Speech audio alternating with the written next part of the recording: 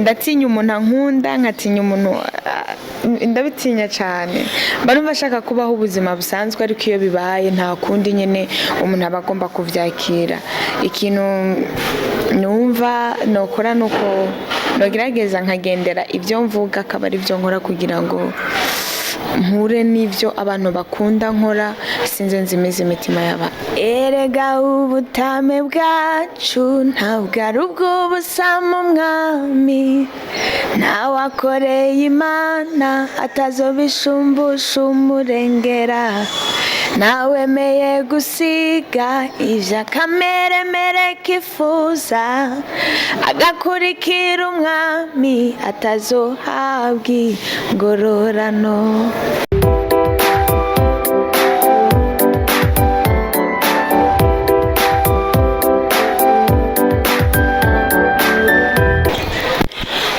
Bakunzi ba Basi TV amakuru yanyu muraho meze neza nkuko mubibona kuri micro ni Tamari Anthony. Twizere ko meze neza, twizere ko mwese mukomeye aho muri.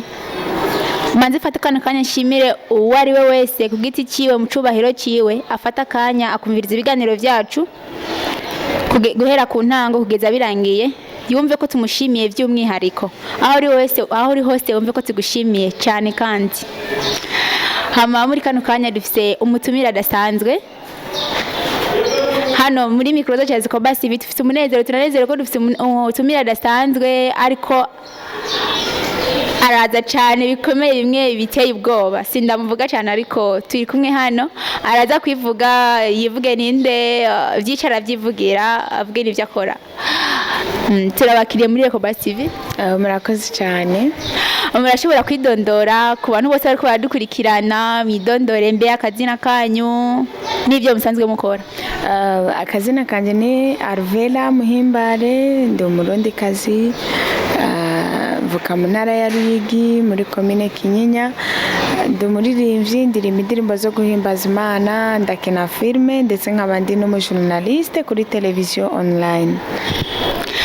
Murumva ko ari umuntu adasanzwe koko asanzwe akora ibintu byinshi mbe bigenda gute umuntu umwe abo umuririmvyi umuntu umwe abo umujournaliste uje nyene umuntu akine filme urumva ukuntu bigenda nka kurya bigenda umukobwa akaba umugore akaba mama w'abana akaba umugore w'umuntu akaba umunyeshure akaba umukozi wa leta akaba umurimvyi byose akabikorera icyarimwe kumva ndumva nyine birakorohera kubikorera icyarimwe kumenga ntibiba byoroshe kuko ndazi ibyo byose uvuze mu nyuma navyo bishobora kwiyongera kuri ibyo usanzwe ukora nyene n'ubuzima bwa misi yose niko umuntu agomba kubaho ndabigerageza byose nkabikora nubwo bitoroshe ariko ndabikora tu. Dutanguye muri mu gikorwa cyawe cyo kuririmba kuririmba wabitanguye ryari n'igiki cyatumye wumva wotangura kuririmba? Kuririmba nibuka ko kuva kera nkiri mutonya nararirimba muri chorale natanguye ndirimba muri Sunday school kubera ko navukiye mu muryango abavyeyi banje barakunda gusenga cyane babidukinjizamwe urabona hari gihe iyo uvukiye mu bavyeyi basenga baragutwara gusenga ndibuka ko ubwa mbere nshaka kuja muri Sunday school kuririmba nari nsengera muri Catholic nagomba kuja no kwiga muri Agamukama nshaka kugira ngo nzobatizwe kubera ko sana rugo mbatizwe sinzi ko ari kuraganira nashaka kuraganira ngire bijya byose bagira muri Katolika hanyuma batoyi banje rero basengera muri Methodist mu bakizwa nkabona misosi yo batasha baririmba indirimbo zo muri Sunday school bamwe barahimbaza jewe nsenga muri Katolika bakaririmba numva ndabikunze umunsi umwe nanjye ndabandi nzobakurikira kugira ngo nze nagenda gusanze ndata muri morale babatashemwo muhira bakaza bararimba indirimbo zo muri Sunday school nuko natanguye kuja muri Sunday school ndaririmba ndaja muri chorale y'abantu bakuze itwa Semerera naho ndaririmba narakunda no gukompoza uturirimbo nkabigisha utundi nkadukompoza nkatugumana ariko mu ndimbo zose nakompoje harimo zimwe nibuka nizo ntibuka maze kuza rero ku ishure muri ETS sinabaye nk'iro nka opportunity y'ukuntu noza ndaririmba bwa mbere nja muri studio kuririmba hari muri 2018 niho naja muri studio kuririmba. Ni indirimbo twatanguye dukora indirimbo yo kwishure, indirimbo bari baduhaye yo kwishure, ihageze ishure niyo twatanguye turakora. Mu nyuma dukora indirimbo y'umutipe producteur wanje yitwa Kizo, uko niko nagiye muri studio mu majambo make. Urumva icyambere byatumye utangura kuririmba ni mood bateye baba bakunda gutaha? Ni mood bateye banje, narabona ukuntu bataha baririmba ibintu byo muri korale nkumva ndabikunze cyane. Okay, kuririmba giti cyawe kubera tubonera indirimbo dawe disohora giti cyawe navyo byatanguye ryari? Ni igiki cyatumye unabitangura? Kuririmba ku giti cy'uwanje ukuntu byatanguye no kuvuga ngo nani bise abantu bari banyegereye iruhande rwanje, barakunda kumbwira yuko mfise impano yo kuririmba, mugabo jewe byantwaye igihe kinini cyane kugira ngo ndabibone. Ubu nibwo ntanguye kubibona kuri iyo myaka yose wumva yari iheze. No kuvuga ngo barambwira Alvella urafise impano yo kuririmba, turagusavye uzoje muri studio kuririmba, ariko jewe sinabibona. Bwa mbere nja muri studio kuririmba, producteur ankorera indirimbo yarambwira Alvella basi eko nta mafaranga nkeneye, uzoze basi ugende wandika indirimbo uzoyizane ndayigukorere ku buntu wumve basi nawe ko aririmba. Ibintu byo kubuntu nabize ko biryoha. Ndavuga nti sha nanje ngoma nzoje gukora indirimbo, iyo ndirimbo nzoza ndayumviriza ndyamye, ndayirungikire na mama ndamubwire nawe mama nanje nagiye muri studio kuririmba ngibi ibintu naririmbye. Urumva iyo ndirimbo ndiko ndayikora, ari umutipe twabana yakora ibintu bya production yitwa Simo, ndamushimiye yarafashije cyane. Nuvuga niwe yarandonde yarambwira Alvella noneho ko wamubwira ko ugiye muri studio ugiye gukora iki, n'abasimo jewe mbangiye kuririmba urafite ndimwe kurakora. Yambajije ikibazo kimwe ndibuka ahantu twari duhagaze, arambaza none iyo ndirimbo ukora ushaka kuzoyitwara? Ndimbo nkora nshaka kuzoza ndabimviriza ndyamye nzoyihe na mama natuyibanje. Bumve ko nagiye gukora muri urasara, genda ukora indirimbo uzoyinzane ndakoreka tuje tuyikoresha. Nuvuga ngo nawe yaramfashije ankorera video for free, sinobesha ngo yarasabye amafaranga, yankoreye video for free ndayikora. Maze kuyikora nkumva n'ubundi nukuyitunga muri telefone iyo ndirimbo nkazoza ndayiraba ko nakoze video na mama muri kirazera kuraba azarandaba. Nagize amasoni menshi umunsi wa mbere ambwira yuko indirimbo yanje bashobora kuyitwara kuri radio, numva bimaramaje ngira amasoni bambwiye yuko bashaka kwishira kuri YouTube. Nkaba none nk'umuntu azombona vraiment ndiko ndaririmba nkumva ndamaramaye, ariko majambo make byaraje bukebuke ubu ndumuririmbyi. Urumva mu ntango byarakugoye cyane kwiyumva ko ushobora kuba umuririmbyi utangure kuririmba? Byarangoye. N'indirimbo ya kabiri nayisohoye ntarabyumva, n'indirimbo ya gatatu nayisohoye ntarabyumva, ni hatari. Mbe indirimbo ya mbere wayisohoye ryari? Indirimbo ya mbere imaze umwaka yarasohotse urarenga gato. Ego. Iya kabiri waciye uyisohora nyuma y'ikino kingana gute? Indirimbo ya kabiri nayisohoye nyuma y'amezi 6 menga, ni hagati ya 6 n'indwi. Nene kubera iki haciye amezi angana uko kose utaci ushaka kuzigira ko ni ya kabiri kurikira? No kuvuga impamvu haciye umwanya ungana uko ntarasora indi ndirimbo ni kubera uburyo, kesho y'uburyo niyo yatumye nteba gusohora indirimbo igira kabiri. None ubu indirimbo ya nyuma hari indirimbo ya mperuka kubona heruka gusohora yitwa Amatsiko? Ego. Mbe Amatsiko ni Kirundi? Jeno bari Kirundi. Ni umengana ijambo rigoye, hari amajambo goye twiga ku ishuri bari bwati ngo amajambo goye ugasanga barakubwiye ikintu nyene usaba kugisigura mu birebire, mbe wo dusigurira nko ku bantu bumva ko ari ijambo rigoye nkaje nko ndaryumva. Ariko Amatsiko ni ne muntu atazo Amatsiko. Je ku bwanje nibaza ni ijambo biri gukora no mu buzima busanzwe. Amatsiko yo kubona nahejeje amashure, ufise amatsiko yo kubona navyaye, ufise amatsiko yo kubona uri umugore ingene bizoba bimeze. Ndabizi nta mukobwa numwe atagira amatsiko yo kwibona yarubatse ingene bizoba bimeze. Erega igijambo amatsiko ninge turondera. Nkudahuye ko ufise amatsiko yo kubona uri umugore nicambo cyo nshatse kuvuga. Ni ngushaka ufise igishika, mfise ni nk'igishika basi yo kubona ukuntu bizoba bimeze ivyo bintu. Aho bica vyumvikana amatsiko y'igishika.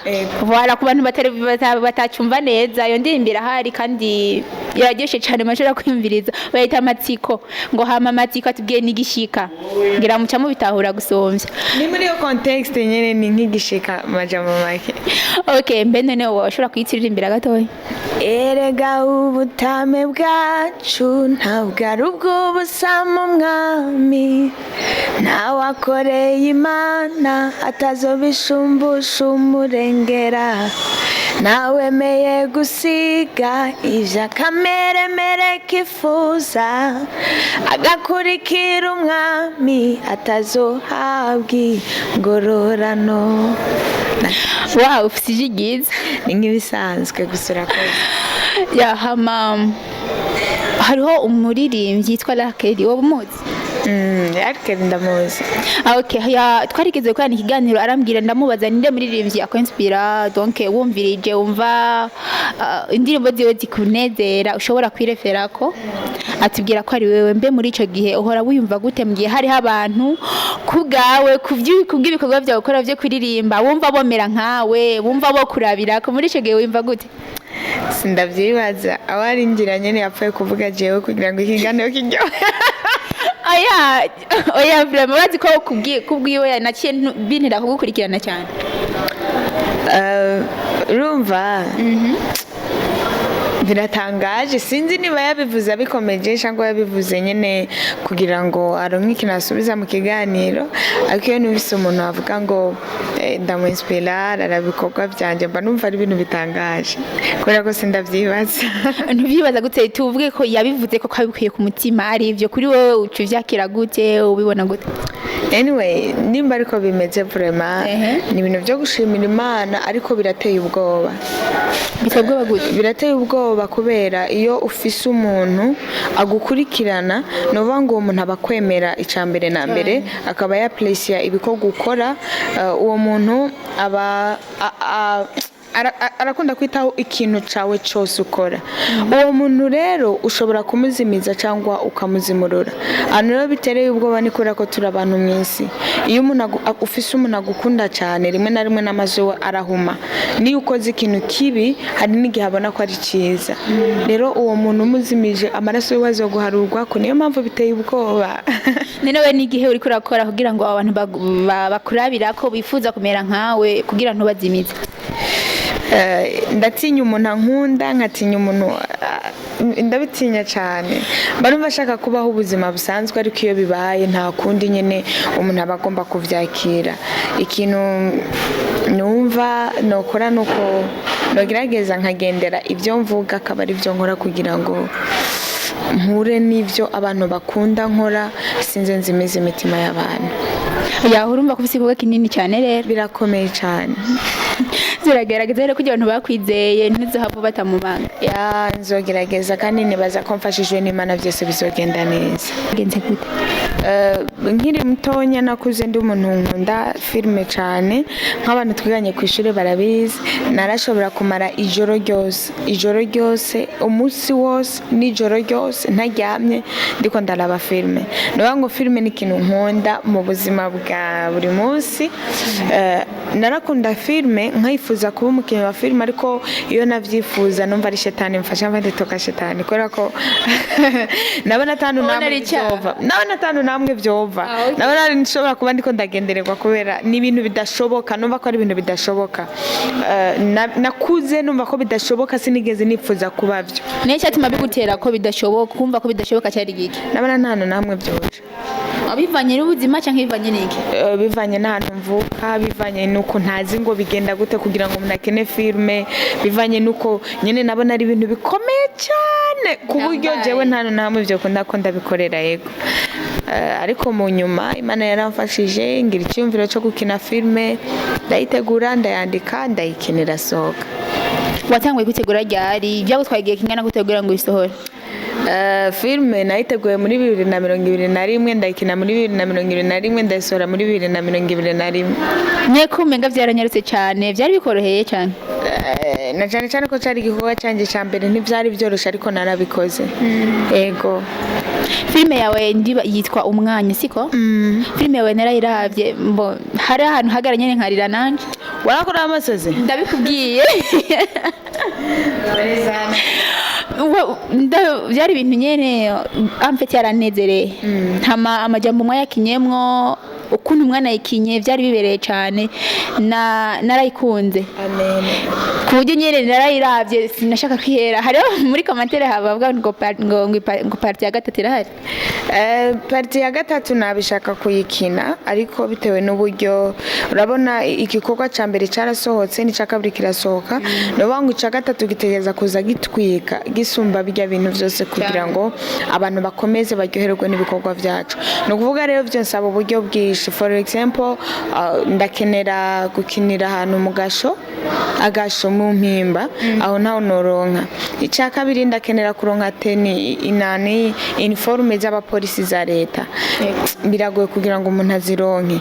Ni ibintu byinshi nkenera rero nkaca nkenera n'ikina amafaranga nayo mfise gukina parti ya gatatu. Ubwo rero parti ya gatatu ntayihari.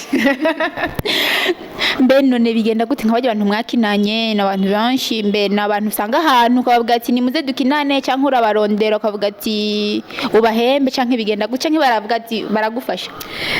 Barya abantu twakinanye bose baramfashije. Harabo bishikanye ne mukavugana bitewe n'ubuzima cyangwa n'uburyo runaka akakubwira ati uzora bukono tubigenza n'undi akubwira ati nzogufasha n'undi akubwira ati nzogwa uzompa amahera ya déplacement gusa n'undi akubwira ati jewe byose nzokwimenya ndaje ndaguhe sponsor y'umwanya wanje no gukina ama nawe utera imbere go.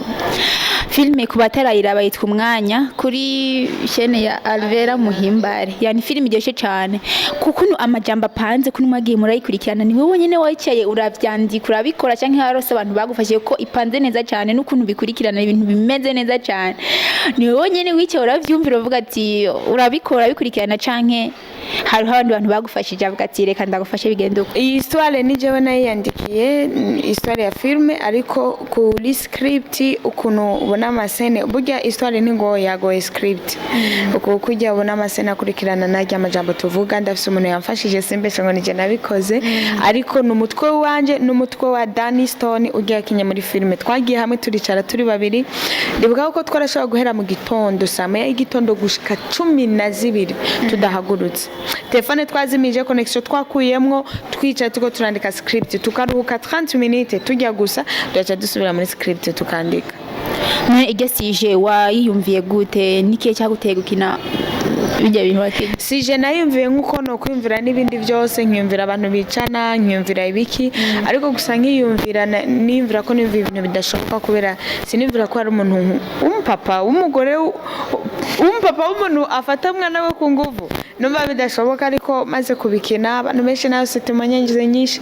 Alvella nukuri bijya bintu wakinye byarambaye ko Alvella nukuri nararize wanyibukije ubuzima.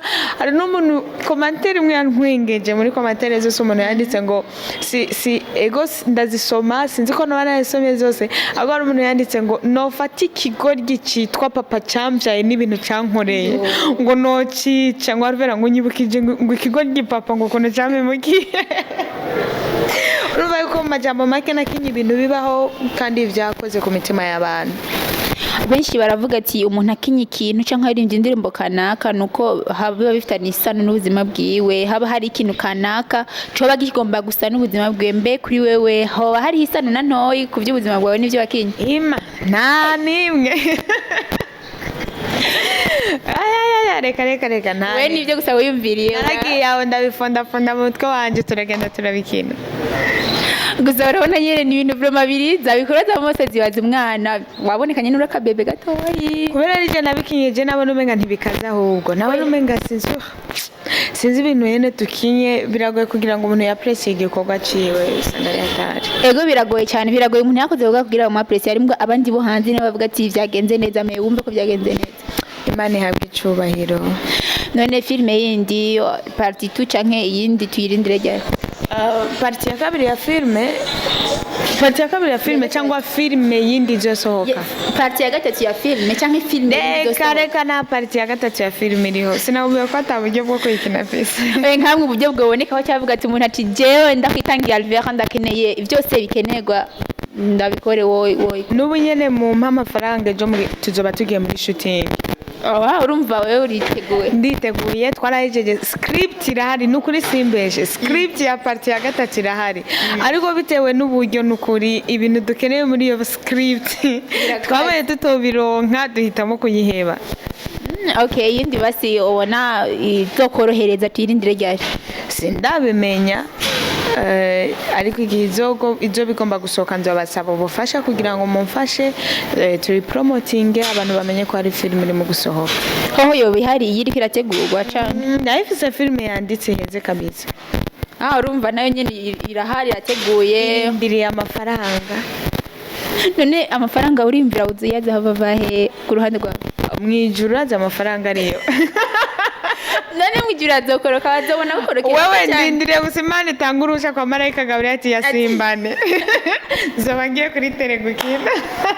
Bombo nume urafite kwizera cyane gukomeye none nizeye Imana gashana bavura nkizera iki. Ni byiza cyane iyo kwizera n'Imana nyene. Kandi uragira neza kuba wizera Imana. Ego nivyo vyiza kubera ko nija mu Imana yavuga ngo aravomwa umuntu yizigira umwana w'umuntu. Bakunzi bacu ndibaza ko muramwumve neza Alvella murumva ivyo ariko aravuga uko akora ibikorwa vyo muriko muravyumva mukeneye kubimenya cyane gusumvya murashobora kumukwikirana kuri chaîne yawe Alvella MUHIMBARE. Kandi urumva ko twategura ibikorwa byinshi abuza amafaranga abuza uburyo kuba bafise uburyo kuba bashaka kumusupportinga arahawe ikazi sivyo. Marayika Gabriel bakoreremo musimbana ayo mafaranga yo kubona gutsireneye gukora gute. Nuvuga umuntu akeneye kubona ibikorwa byanje arashobora kuja kuri channel yanje ya YouTube Alvella MUHIMBARE, Instagram ni Alvella MUHIMBARE, page yanje ya Facebook ni Alvella MUHIMBARE, ndetse ukanandundira no kuri email yanje alvellamuhimbare@gmail.com. Abantu bamaze kuba bari haya birabagora kuna kwishura mu message mbewe bihora bikorohera nk'umuntu akwandikiye uzomwishura na message y'umuntu numwe ntishura sema tu iyo nko kuri page yanje ya Facebook ano nishura vyoroshe ni kuri Instagram nko kuri page yanje ya Facebook kubera message nyinshi ushobora kunyandikira nkateba kukwishura nkunda kwishura message mu ijoro abantu baryamye kubera kubikora abantu baryamye urumva ndishura vrema bazoyandikira ariko cyane cyane kuri Instagram no kuri email ndishura vyoroshe cyane ni direct. Aho he nicugira none kubera ikintu ngira ko direct kuri Facebook ngira ko direct. Facebook abari ko message nyinshi cyane rero iyo ngiye ko ku murango usanga benshi bari ku murongo nuvuga ngo umuntu aranyandikira ndamwishuga usanga ndiko nyaga n'abantu batatu za message z'abandi sindazishikira nabamuca ngenda bose baryamye nkaca ndazishurira rimwe ejo nkaza ncompengira bose baryamye ngaruka nkasubira nkazishura urumva hengera atandi umwe ashobora kwishura ngo ukimwishyura ubwo nyene numva bikora neza. Tubone ibibazo cyawe cya gatatu cy'ubujournaliste wabitangiye ryari navyo bikora gute? Ubujournaliste ndabikora nk'akazi ntabwo ndabikora nk'umwuga niko nkunda kuvuga ndabikora nk'akazi kano kanya ni ibintu bitatu nkora haramutse yabonetsemo umuntu amitishamo kimwe mpeba bino nivyo noheba ubujournaliste ariko gukina filme no kurimba nkabigumana. Okay, watangiye kuba umujournaliste ryari? Sinda wibuka umwaka ariko ndibaza ko ari muri 2020 natangiye gukora kuri Rukundo TV navuye kuri Rukundo TV canja gukora muri Sandi Umoja TV. Mbese ndi Umoja TV ni TV yawe canke ni yundi muntu? Reka si yuwanje ni yundi muntu. Ndakukora nk'umukozi? Ndi umukozi ndabikora nk'akazi. Navyo bikora gute bigenda gute ko numva abantu bavuga ngo ba journaliste ukunuko bakavuga nyine ibintu bitandukanye we nta challenge umaze guhura nazo mu gikorwa cy'ubujournaliste? Ni nk'ibisanzwe nyine nakazi nk'ibisanzwe nta bikomeye ndahura navyo no bambesha. Urumva kuri icyo nta kibazo bifite. Imana yaranyorohereje vraiment. Iyo ukeneye nk'umuntu kumukoresha uramuntu nkavyoroshe? Wanse nawe nuko abatabishaka urumva yanse sinshobora kubura abandi nkoresha bangu umunanyankiye ndamureka ama nkakoresha abashaka rero sindamwinginga niyo mpamvu muri challenge kuvuga ngo nakayanyimye kiganiro cyo mbanguye ni challenge aramaze akingumane ndose uwundi nkoresha abyifuza ndamukoresha nta kibazo. Dokavyumvise mwarakiguha bunye bidakundawe ntacyo bigutwaye? Birakintwara kubera ko mba nari ndamukeneye ariko nyine yanse nta kundi. Nyine nk'abantu bamaze kukwima ibiganiro babwira gute? Bazobimpe kubera ko munsi ndabasaba nabasabye ndabakeneye vraiment bazompa ibiganiro dukorane kandi nuko bavuga bazi bibaha ibiganiro we nta kibazo n'ubu nibaze aleze vraiment nibaze nikorera ibiganiro uriteguye kwibaha nta kibazo nditeguye vraiment nta kibazo yego ko bamaze kubiguha nawe babwiye gute Imana ibahezagire cyane mwanya cyangwa kwigode ku mwanya ubimenya ryari ubimenya kubera ko wowe nyene ico kintu ubuze umwanya gikwiriye gukorerwamo yego no kuvuga kugira ngo umuntu amenye ikintu uko agikoze mbere y'umwanya cyangwa nyuma y'umwanya cyangwa mu mwanya wa nyaco nta muntu umwe abikumenyera wowe nyene ikintu kwanza niwe umanza kubimenya ukamenya umwanya ukwiriye kugikoreramo no kuvuga ngo iyo uwo mwanya utakaje haba habaye mbere cyangwa hakaba nyuma bamaze kwica ibintu urumva ko ivyo bintu byashobora kugenda neza wabikoze utari umwanya wavyo naho uba ufise ikintu cyo kurokora ariko uba wamaze gutakaza ikindi kintu none wewe ko wadukinye utubwira umwanya mbe uwo mwanya wohora uwukorera koko ku buzima bwawe busanzwe cyangwa no mu bikorwa usanzwe ukora ndabigerageza urabizi yuko n'umwanya twavuganye nawubahirije ego wawuhahirije sawa rero kandi iyo utawubahiriza ahantu abanda gutsinda wari kumutsinze byakuba bize sawa ko cyane nawe turashaka ubwire icyo uvuze ku bantu bose bariko baratwumviriza abantu bose bariko baratwumviriza ijambo bababwira ndasaba abarundi n'abarundikazi kugira ngo badushigikire dufise impano ariko tubuze ivyo gukoresha kugira ngo impano zacu zigere kure mu kudushigikira nuko bakunda ibikorwa byacu nimba hari n'umuntu ashobora kuduha sponsor akayiduhereza ariko cyane cyane bakunda ibikorwa byacu iyo umurundi mugenzi wabo yasohoye igikorwa bagikunde bareke gukunda cyane iby'abanyamahanga gusumba iby'abarundi bagenzi babo kandi igihe abarundi bazokunda iby'iwacu n'abanyamahanga nabo bazobidukundira cyane yego nako novuga okay akubwiye abakunzi ba Sandi Umoja TV abakunzi ba Sandi Umoja TV ndababwire yuko ngiye gutangura gukora ibiganiro bishushe baze kuri channel yanje ya YouTube bakore subscribe ebana ibintu bigiye kuba shoshosho kabisa okay abakunzi bakunda gukurikirana TV yitwa Alvella MUHIMBARE babwike ho barabizi abantu babikurikirana yuko nta sinigera ndabatura hasi buri kintu cyose namanzana imwe muyera bayagikoreye bitegerera ibintu bishasha ndiko ndategura ibikorwa bishasha sinicaye kandi nizera ko bizofasha imitima ya benshi mbese binyuma gato imbere ko usohora indirimbo horo bisengera igihe kingana gute eka jewe sinigera nja mu masengesho ngo masohora indirimbo basi no bwitegura nta n'umunsi ndicara muri iyi minsi niho ngomba nicare ndabe ko bizokunda ariko iyo cyose nanditse indirimbo sinigera ndicara ngo mvuge ngo nandike indirimbo nyene ndaho mbona mu mutwe numva indirimbo iraje ngatora urupapuro nkayandika mu kubisengera nawe nsenga iyo ngomba sohora indirimbo ariko sisenga ngo nandike indirimbo iyo ugomba isohora usenga kubera iki mbasenga gusa kugira ngo Imana ifashe message izishike ku bantu Imana yagenye gushaka kwishikira yego byakubwiye icyo ubwiye abakunzi ba Ecobus TV abakunzi ba Ecobus TV ndabasaba ngo mukore subscribe muze murakurikirana umwana w'umukobwa kandi mumukonde cyane n'umwana uri umupandikote ayandi metodiste urambara ipantaro kubera iki mbo ni kubera nta bandi muri mudi yo kuyambara nari nkwaje kuri umupandikote kubera nabonye umeze ko mperwa kwimosha nari simchezi myinshi ndo kwera sawa sawa so ndabasaba rero mukore subscribe kuri Ecobus TV urumva kare na memango Ecobus TV mukore subscribe kandi muze murabashigikira mu bikorwa byabo kandi muze murabasengera musengere umwana w'umukobwa kugira ngo Imana imurinde ibyigenze by'abahungu tuzotaye mariage yiwe amen urakoze cyane uragize neza turagushimiye cyane nanjye ndabashimiye cyane Imana ibaha umugisha kandi ndagushimiye kandi by'umwihariko n'abantu bumve ko ndagushimiye kuko ntiwangoye nanjye bumve ko ndagushimiye mbo ndababwire kandi Alvella ko ari umwana mwiza umuganirije araganira kandi akunda gusenga ngo ni imwe mu mpano Imana yaguhaye urabona hambavu yo kuririmba rero impano ya mbere natangiye kumenya ko no gutwenga 24 yamenye ama hejuru wamenye ari ko yari impano ufise nabimenye kuva nkiri umwana mutonya kuva niga nko muri 6e primaire, ariko ubu rero no naje gusanga ko ari impano, kubera ko hari n'igihe umuntu ashavuza nkatwenga nkatuka umuntu ndiko ndatwenga, nuba ni impano. Utwenga ni kimwe mu bintu bingize. Vyaje gute canke wavyisanze? Navyisanze ko niko Imana yandemye. Ariko babikuremanye mu nda kwa mama. Ego. Alvella n'umwana mwiza ameze neza, araganira, ndamushingira nayo ko navugaye nawe ibihe, kandi noneho muramwumvise ukuntu mwumvise, ndibaza mwavyumvise neza, aganira neza. Turagushimiye cyane by'umwihariko muri Eco TV.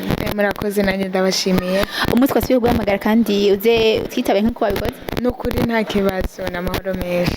Kandi ntuzibikore twe twenyene, n'abandi bantu uzibibakorera. Nta kibazo cyane, ndabikora. Murakoze cyane ku kanya mwafashe mudukurikirana. Mufite ikibazo mashobora kutwandikira ngaho munsi muri commentaire, mugire like ntimuvyibagire, kandi subscribe nayo murazi ko ari nkenerwa. Benshi turabizi ko muza mwarabikoze, ku batarabikora tubasabe mubikore. Murakoze cyane, mugumane natwe. Bye.